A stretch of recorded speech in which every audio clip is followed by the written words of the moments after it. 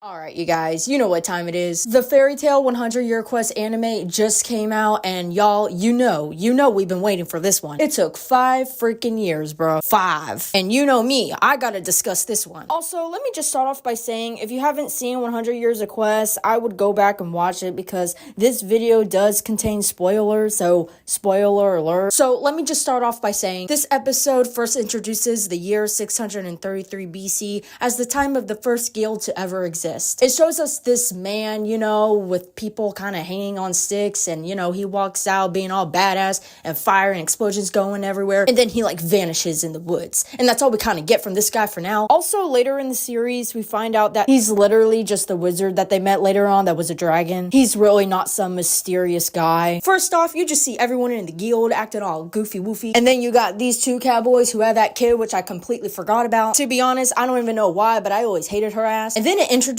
us to these 3 new crusty ass characters. The first guy it introduces, he's talking about how he wants to make the guild stronger and how he's that guy. Boy, you are not that guy. Boy, bye. And then eventually Laxus comes along and smacks him in the head and basically has him shut the fuck up. And eventually, after beating his ass, he basically runs away and starts crying like, boy, you ain't all that. So, thank gosh he's gone as well. Bye. I don't even know what that scene was for. I don't know if we're going to be seeing these characters anytime soon in the series, because that was a waste of my 5 minutes that I wish I could get back. And then he scares one of the other guys off because he was scary, and then he left too, and everyone's all like, Laxus, why are you scaring everybody? But honestly, thank gosh that other guy's gone, because I don't even know who the fuck he was. But the only one that really stayed was this girl, and she's in love with Natsu or something, because her and Natsu had an encounter one time and he saved her, which I do not remember. I do not remember her. It might just be my memory. I don't know. So she's begging to see him or whatever, oh, where is he? He's my knight in shining armor. And then the old man basically just says he's not coming back in a while because he's on this quest, this 100-year quest that no one in the history books has ever completed before. So basically, after all that haluga booga, they're here out in the middle of the snow. I mean, I don't know how long they've been walking for. I know their feet tired as hell. Again, you gotta keep in mind the 100-year quest is a legendary job that no one has ever completed before. So Natsu and its crewmates were the chosen ones. I'm not sure why. Maybe it's because they create history. So basically, Natsu goes up to Gildarts and was like, hey man, what's this 100-year quest all about? And Gildarts is not telling him, which I do not know why. He's just being an asshole. Natsu exposes Gildarts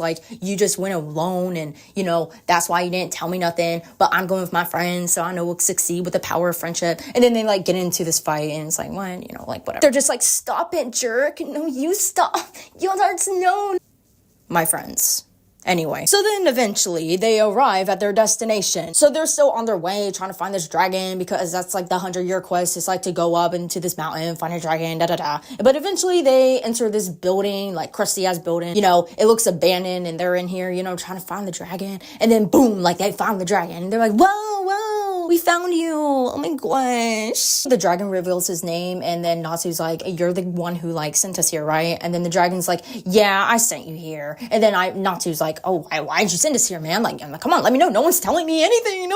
Poor Natsu. No one's telling him nothing, but he's still doing it, so I don't know why. I mean, is bro getting paid? So they basically ask, this place was filled with wizards in the past, and then they're where's all the wizards, man? And he's oh yeah, they all died, and I, outlived them all. Erza is, questioning the dragons, saying, dragons living in a wizard guild is, weird. And then Natsu suspects that, the dragon's a human, and everyone's Natsu, what are you talking about, man? But then the dragon reveals that he is actually human, and he turns to an actual wizard. He reveals that he's the father of all wizard guilds and the first member of the Magia dragon, something like that. And then Lucy's wow, you've been alive for 100 years? And he's yeah, I'm a fucking wizard, bitch. He started talking about how he paid the price of dragon slayer magic, and then that's why he turned to a dragon, and that he's an actual dragon slayer, and he taught himself how to do dragon slayer magic. And then of course Fairy Tail does their move with the perviness, and then he has to be in her tits for some unknown reason. And then Natsu sticks his hands in her tits to get his head out. He reaches in there you little geezer, and sticks his hands. Oh my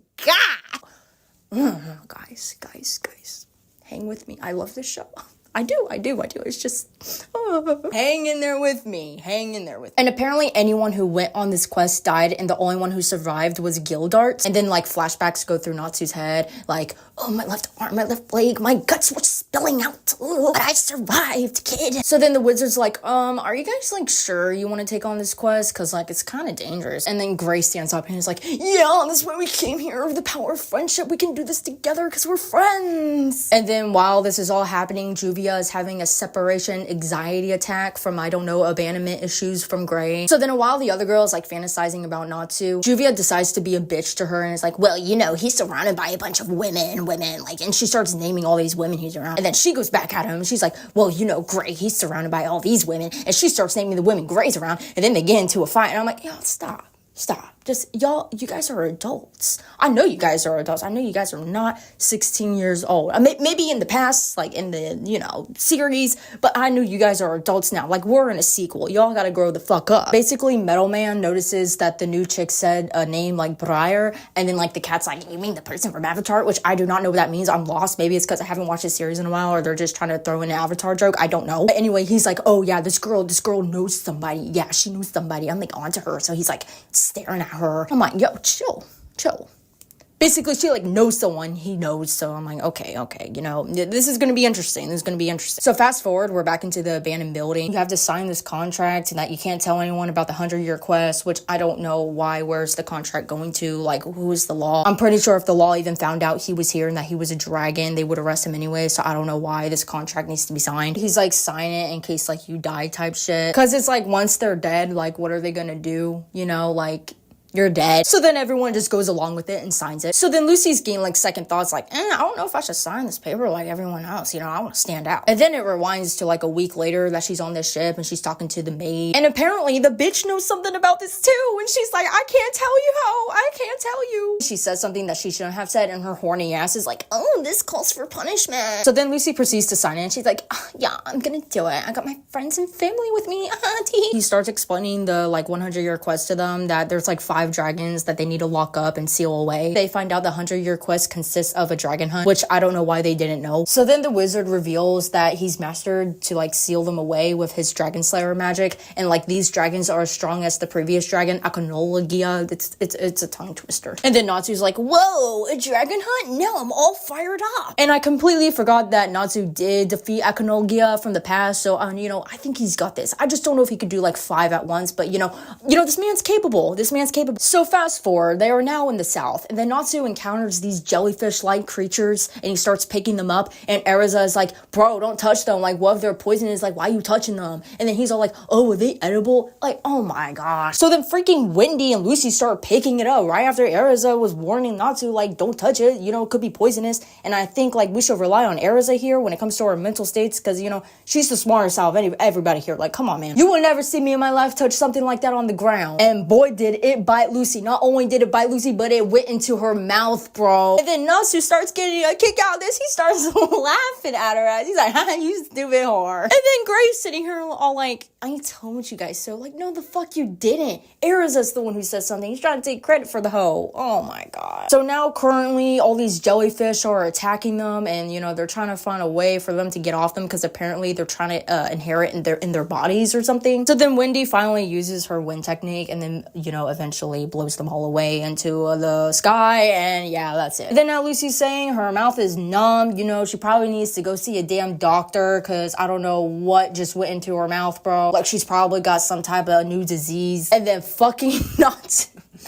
Natsu, my man, my boy, he ate one. This boy ate one, bro. And then Gray's like, bro, don't complain, like, if you die. Like, bro, if he dies, you can't complain. So now we're seeing a pig with antlers, and at this point, I think we're just starting to see Pokemon creatures at this point. So basically, going back a little, the wizard starts telling them, like, oh, what your reward's gonna be, because, you know, like, when the Fairy Tail Guild does these quests, they get rewards, like money or something. But anyway, he said the reward that they're gonna get is anything that they desire. So now he's a genie. He can give them one thing that they wish for. Got Jill, Juvia, and whatever the other girl name is. They're like disguising themselves in public because they knew the girl from earlier knew a guy's name called Blair. But anyway, they're like, yeah, this girl, she's suspicious because she knows something about him. So then Natsu and the gang enter the town, and Natsu already starts dissing the town, like how disgusting it is. And then at the end of the episode, we encounter these 2 mysterious people, and they're like, oh wow, outsiders. So they're probably going to be relevant to the story. And then that covers episode 1. Anyway, guys, that's the end of episode 1. Thanks for watching. If you want to see more content in the future episodes, and don't forget to subscribe. See y'all later. Bye.